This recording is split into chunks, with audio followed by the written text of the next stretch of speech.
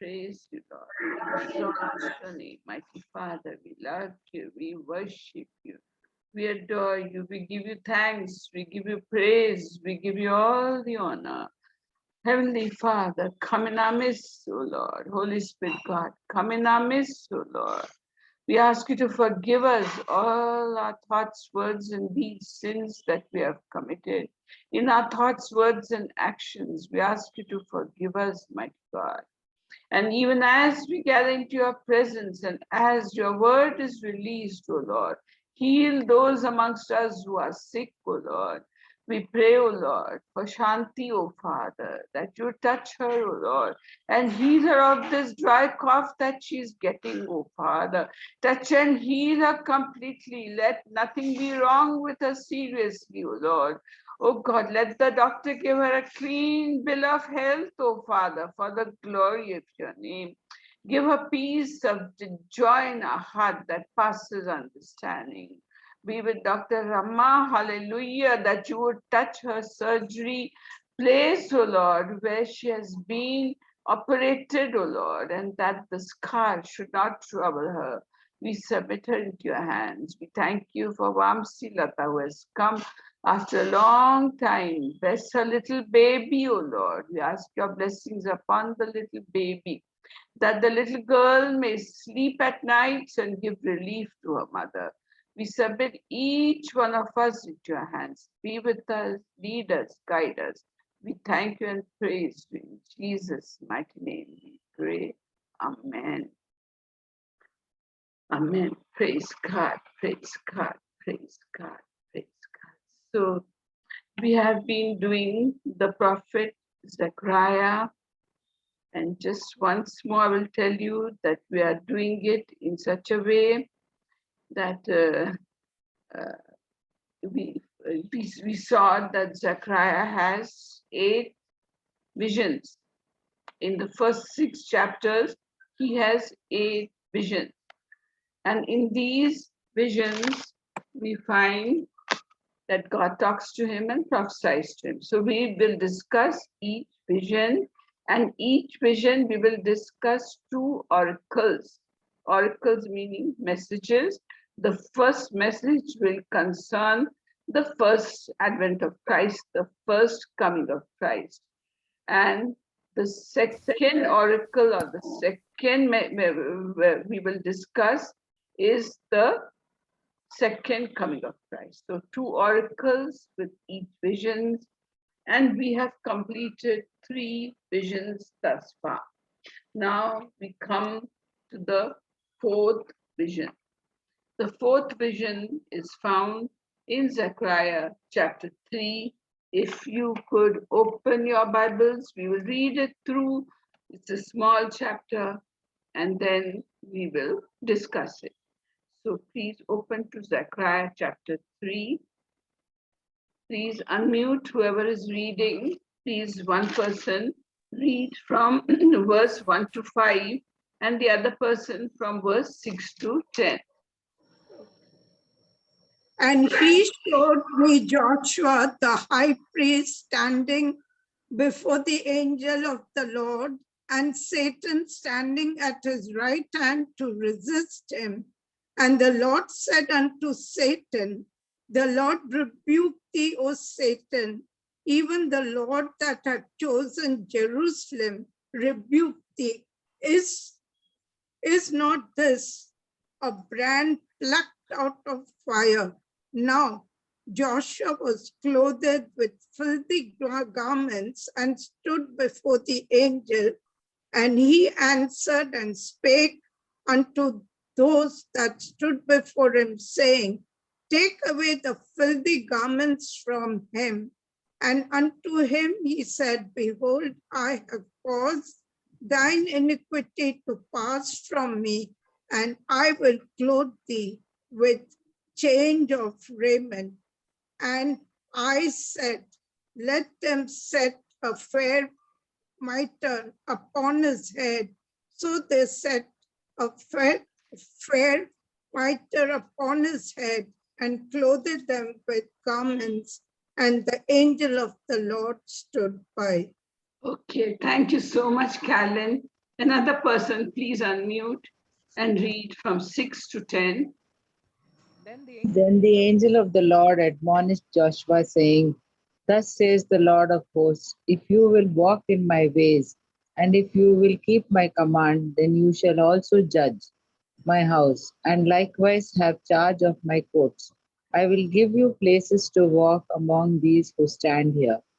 Hear, O Joshua the high priest, you and your companions who sit before you, for they are a wondrous sign. For behold, I am bringing forth my servant, the branch.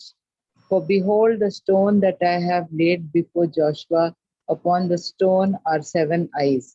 Behold, I will engrave its inscription, says the Lord of hosts, and I will remove the iniquity of that land in one day. In that day, says the Lord of hosts, everyone will invite his neighbor under his vine and under his fig tree. Praise God. Thank you so much, Pramila. Thank you. God be with you. So the fourth vision of Zechariah. So in his fourth vision, Zechariah sees Joshua, the high priest, standing before God. And Joshua was wearing filthy clothes and Satan was accusing Joshua. So we find that Satan has got a habit of accusing, and in Revelation and chapter 12 and verse 10, he's called the accuser of the brethren. So Satan was accusing Joshua. Joshua represented the whole nation of Israel. And here, filthy clothes, it represents a sin. So sins not of Joshua, but sins of the people. So God is so merciful that he chose to save his people in spite of their sins. God loved the nation of Israel and Judah in spite of their sins. So Satan is always accusing people of their sins before God. We find even in the book of Job, we find that all the angels came to present themselves before God, and Satan also came. And God was showing off to Satan. He says, have you seen a man like Job, who's so good and faithful and clean man, and he runs away from evil? So Satan accused Job. He said, so what? He's good to you because you have put a hedge of protection around him. Take the hedge away, take away all his property, and see how he will curse you to your face, God. And God did just that, but Joshua did not say a word against God. So Satan has got the habit of accusing people, and the book of Revelation calls him the accuser of the brethren, brethren meaning we who follow the Lord. So everyone who is a believer will be saved from his sins. We all know John 3:16, that God loved the world so much that he gave his only begotten Son, and whoever believes in him will not perish but will have everlasting life. So we must also accept Jesus in our hearts and ask God to remove our filthy garments, that is, to remove our sins from us. So here in this vision, Joshua is seen as the high priest. So one of the main duties of the high priest at that time was that on the Day of Atonement, only once a year he could go into the most holy place for the holies with blood of a bull and sprinkle. A bull was cut for his sins and the sins of the people, and therefore the priest was the mediator between God and the people of Israel. He could mediate only once a year for the people. So the high priest at that time was a representation of the Messiah who was going to come. Jesus would be our high priest, and once and for all, he offered his sacrifice for our sins. So all we need to do is to repent and turn to God. We need to repent and turn to God and ask him to forgive our sins. So many times Satan accuses us also. He makes us feel dirty. He makes us feel unworthy. But we must not feel dirty and unworthy. Why? Because the blood of the Lord Jesus Christ has saved us and cleansed us of all our sins. So here in verse 8 and 9, here in verse 8 and 9, we hear, I'm going to bring my servant, the branch. Now, branch, as we know, is referring to the Messiah, who's going to be a high priest for the people. And see the stone I have set in front of Joshua. There are 7 eyes on that one stone. So theologians really do not know what that means. But as I was praying and meditating, God told me, he told me the stone is the stone which the builders rejected, and which is the stone that became the cornerstone. So the stone is the stone that the builders rejected, that is Jesus Christ. Okay, and 7 eyes on that stone. God took me to Revelation in chapter 5, where the lamb that was slain, you could see a lamb that was slain, which had 7 eyes and 7 horns. And the lamb that was slain is the Lord Jesus Christ. So that is what the Lord taught me. He says it's not a mystery. You can, and I can reveal it to you. So that is what he said. So this was the first vision that Zechariah got of the branch of the Joshua the high priest and accusation by Satan. Now the first oracle concerning this, the first message that God gives concerning this is found in Zechariah chapter 10, verse 2 and 3. If you could turn to it, Zechariah, this is the first oracle. Zechariah chapter 10 and verse 2 and 3. Would somebody please read it, unmute and read it? Anybody, just unmute and read it. For the idols. Verse Chapter 10, verse 2 and 3. Oh, for the idols have spoken vanity, and the diviners have seen a lie and have told false dreams. They comfort in vain. Therefore, they went their way as a flock. They were troubled because there was no shepherd. Mine anger was kindled against the shepherds, and I punished the goats, for the Lord of hosts had visited his flock, the house of Judah, and had made them as his godly horse in the battle. Okay, so here the NIV Bible says the idols speak deceitfully. Now, when we were doing Habakkuk, we saw that Habakkuk taught us that the idols are a teacher of lies. The idols teach us what lies? That they are gods when they are not gods at all. So we also sometimes create idols for ourselves out of money, out of power, out of fame, out of success. And then we expect all this to give us happiness, joy, and security. But these idols cannot supply our innermost need. So just as a stone image cannot make rain, so also we must trust God's promises for our future. This is the first message that God is giving concerning the vision. So the Messiah, when he comes, he's going to destroy all the false shepherds. Who are the false shepherds who are leading the people astray? They are the Pharisees, the scribes, the religious leaders. They were the false shepherds who taught something and behaved something else. Jesus calls them whitewashed tombs, clean on the outside and dead men's bones inside. So Jesus is going to get rid of the false teachers, and God's people have wandered away like sheep that wandered away because of the false prophets. God's sheep have wandered away. So the thing that God will do, the Messiah will come and he will be strong, he will be stable, he'll be victorious, he'll be trustworthy. So the Lord will empower his people to conquer mighty men.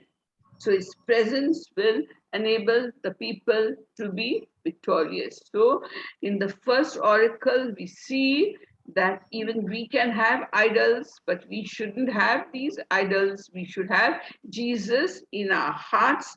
And people have wandered away like sheep wander away with a false shepherd. So the Israelites had wandered away from the path of God because of Pharisees and teachers of the law. So that was the first oracle concerning the fourth vision. Now the second oracle is found in Zechariah 12 verses 10 to 14. Zechariah 12 verses 10 to 14. Please read. I will pour on the house of David, and I will pour on the house of David and on the inhabitants of Jerusalem the spirit of grace and supplication. Then they will look on me, whom they pierced, as they will mourn for me as one mourns for his only son, and grieve for him as one grieves for a firstborn.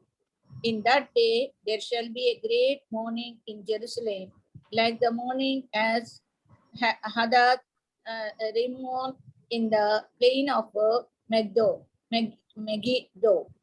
And the land shall mourn, every family by itself, the family of the house of David by itself, and their wives by themselves, the family of the house of Nathan by itself, and their wives by themselves, the family of the house of Levi by itself, and their wives by themselves, the family of Shemi by itself, and their wives by themselves, all the families that remain, every family by itself, and their wives by themselves. Thank you so much, Shanti. Thank you. So here Zechariah is saying that on the inhabitants of David will come a spirit of grace and supplication. So actually this is the name that Zechariah is given for the Holy Spirit. So we find that after the Messiah came on the day of Pentecost, the Holy Spirit was poured out upon all the people 50 days after Christ rose from the dead, and Zechariah is calling him the Spirit of grace and supplication.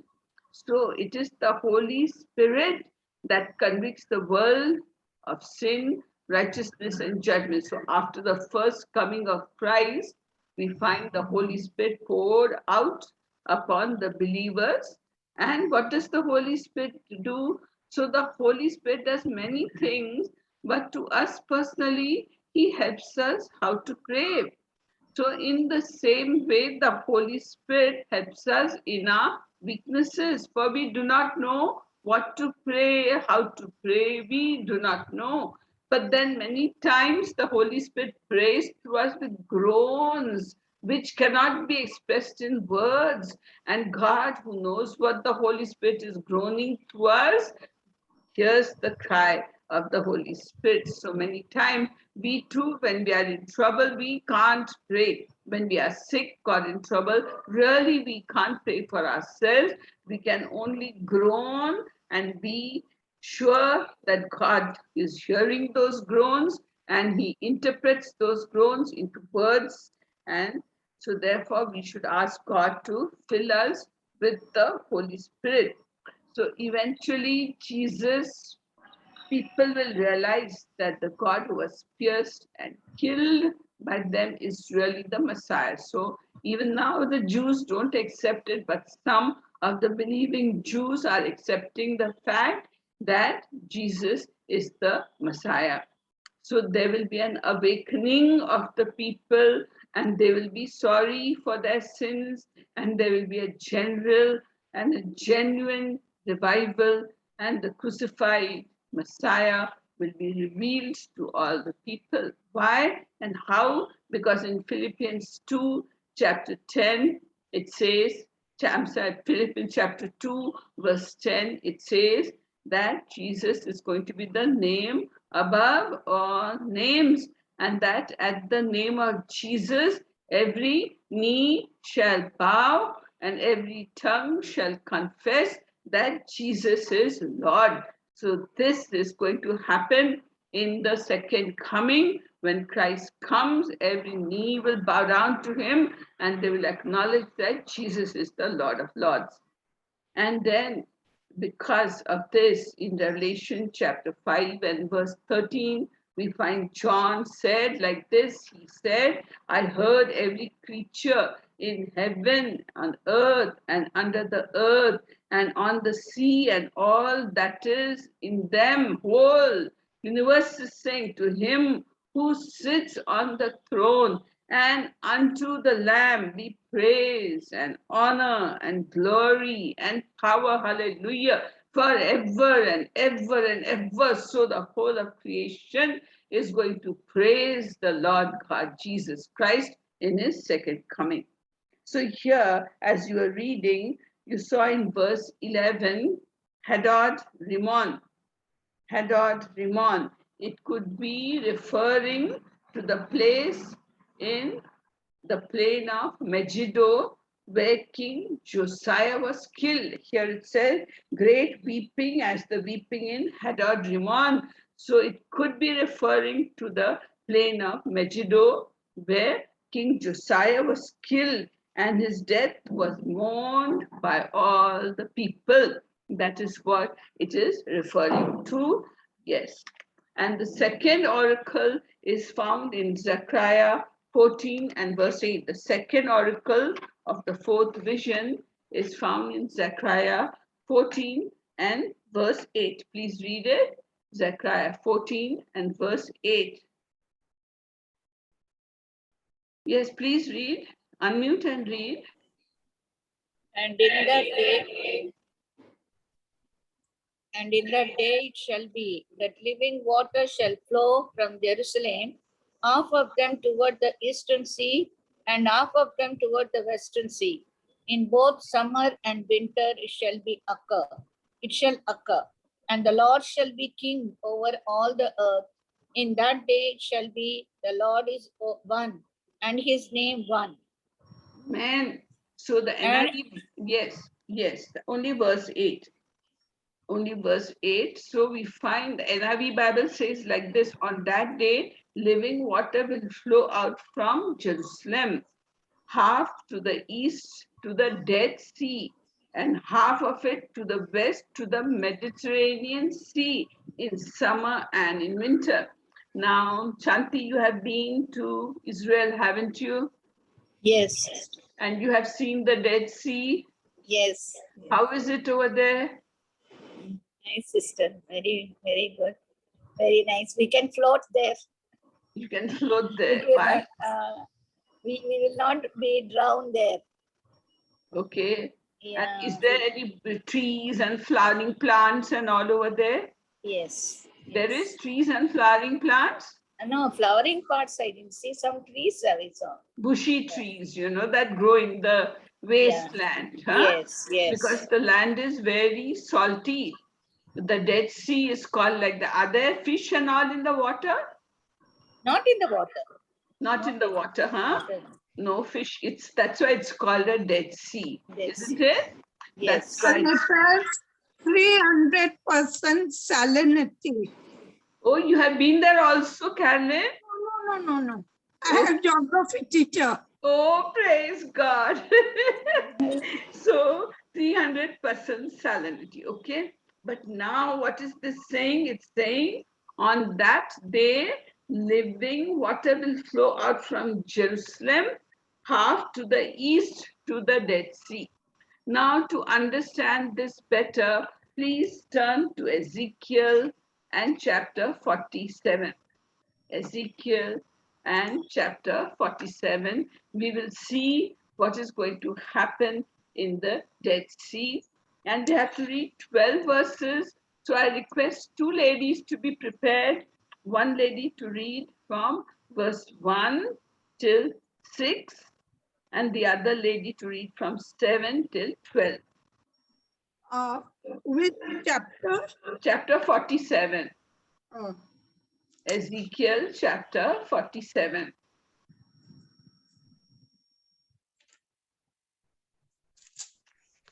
One, two, Please, auntie?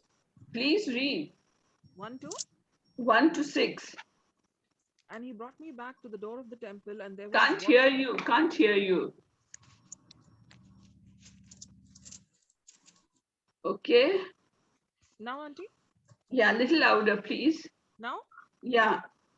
Then he brought me back to the door of the temple, and there was water flowing from under the threshold of the temple towards the east. For the front of the temple faced east. The water was flowing from under the right side of the temple, south of the altar. He brought me out by way of the north gate and led me around on the outside to the outer gateway, the that faces east, and there was water running out on the right side. And when the man went out to the east with the line on his hand, he measured 1,000 cubits, and he brought me through the waters, and the water came up to my ankles. Till 6, auntie? Yeah, till 6. Again he measured 1,000 and brought me through the waters. The water came up to my knees. Again he measured 1,000 and brought me through the waters, came up to my waist. Again he measured 1,000, and it was a river that I could not cross, for the water was too deep, water in which one must swim, a river that could not be crossed. And he said to me, Son of man, have you seen this? Then he brought me and returned me to the bank of the river. Okay, thank you. Thank you, Preeti. Now somebody else, please unmute and read from verse 7 till 12. now when I returned, behold, at the bank of the river were very many trees on one side and on the other. Then said he unto me, these waters issue out toward the east country and go down into the desert and go into the sea, which being brought forth into the sea, the water shall be healed. And it shall come to pass that everything that liveth, which moveth, whithersoever the river shall come, shall live, and there shall be a very great multitude of fish, because these waters shall come thither, for they shall be healed, and everything shall live whither the river cometh. Up to 12. sorry. And it shall come to pass that the fishers shall stand upon it from En-gedi even to En-Gelem, and they shall be a place to spread forth nets. Their fish shall be according to their kinds, as the fish of the great sea, exceeding many. But the miry places thereof and the marshes thereof shall not be healed. They shall be given to salt. And by the river upon the bank thereof, on this side and on that side, shall grow all trees for meat, whose leaf shall not fade, neither shall the fruit thereof be consumed. It shall bring forth new fruit according to his months, because their waters they issued out of the sanctuary, and the fruit thereof shall be for meat, and the leaf thereof for medicine. Amen. Thank you, Carolyn. So what he's saying is that from the temple, This is the Millennium Temple of which we talk. From the Millennium Temple, he saw water coming out from the threshold of from the altar of the temple and coming down to the south side of the temple, and the water, as it flowed, it became deeper and deeper and deeper and deeper. And then Ezekiel, in his vision, went to the bank of the river. And when he went to the bank of the river, there were trees on each side. And the angel, he was told by the angel that the water flows into the Araba. Araba meaning Jordan Valley. So the water from the temple flowed into the Jordan Valley and it entered the Dead Sea. Now Shanti has seen the Dead Sea. There is no life there, no fish there, no flowering plants there, nothing. But when this water from the temple enters the Dead Sea, then the salty water becomes fresh. That is what the Bible is saying. The salty water becomes fresh. And living creatures will live there. Where the river is flowing in the Dead Sea, you will get fish and living creatures. There'll be large number of fish because this water is giving life in the Dead Sea. And what should be another name for such a river that is giving life? Living water, isn't it? Life-giving water. And the fishermen will fish on the shores of the Dead Sea. And where it flows, there'll be fruit trees. On either side, on either bank of the river, you will find fruit trees and they will give fruit every month. They will give different fruit. And the leaves of those trees will be for the healing of the nations. Isn't this great? What the water that is alive is going to do is going to give life in the Dead Sea and wherever it goes. And this helps us compare with this said in Revelation and chapter 22. Last page, keep your hand here. We are coming back to Ezekiel 47.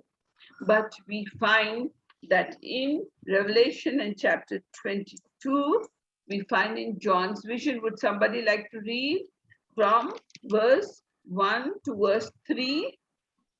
Chapter 22, verse 1 to verse 3. Would somebody like to unmute and read? And he showed me a pure river of water of life, clear as crystal, proceeding from the throne of God and of the Lamb. And number 3, and there shall be no more second curse. also, second verse Okay. also. In the middle of its street and on either side of the river was the tree of life, which bore 12 fruits, each tree yielding its fruit every month. The leaves of the tree were for the healing of the nations. And there shall be no more curse, but the throne of God and of the Lamb shall be in it, and his servants shall serve him. Yes, so John, his vision, does it match with Ezekiel's vision? It matches because in Ezekiel's vision, from the altar of God, from the holy place, a river came out that was a life-giving river.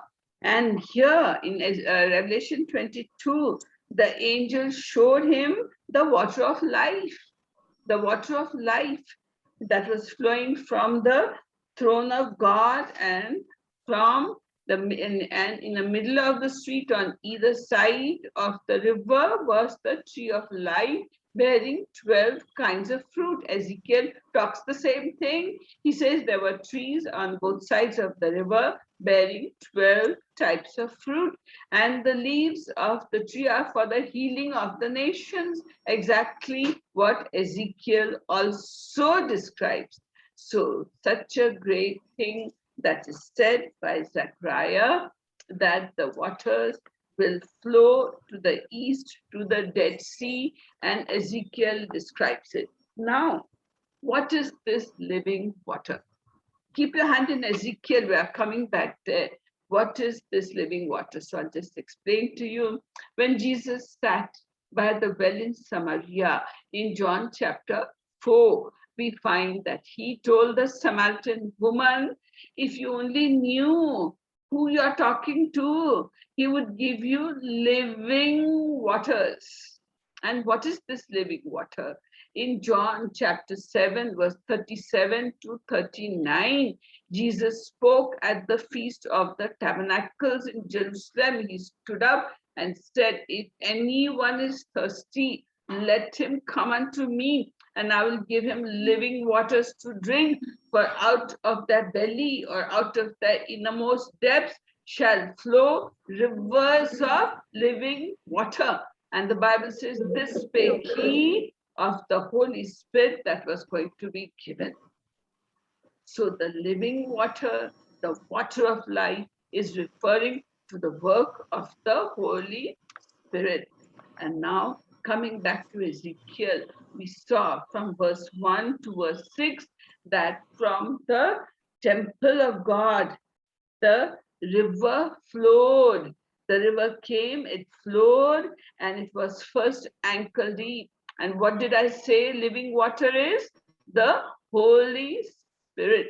So when you want to be baptized by the Holy Spirit, little bit you will taste him, like ankle depth, you are tasting him. And as you go deeper, as the river flows, and as you try to walk with the Holy Spirit and be more acquainted with him, it will be like you are knee deep in your spiritual level with the Holy Spirit. And then as you still go on yielding to the Holy Spirit and following his directions, you may come waist deep in the Holy Spirit till that level. And then finally, the water, Holy Spirit anointing upon you will be so great that you will be swimming with the Holy Spirit. That means leading a life with the Holy Spirit constantly from morning till night. So this is what the vision reveals to us, that from the throne of God in Revelation 22 flowed the living waters. And when Jesus talked of the living waters, he was referring to the Holy Spirit who lives inside us. So what is your connection with the Holy Spirit? How intimate are you with the Holy Spirit? Do you let Holy Spirit little bit up to your ankle, only that much you are yielding to Holy Spirit? As you know him more and more, you yield more and more of your fleshly self and learn to walk by the Spirit of God. So are we walking with the Spirit of God? Are we going deeper and deeper into the Holy Spirit?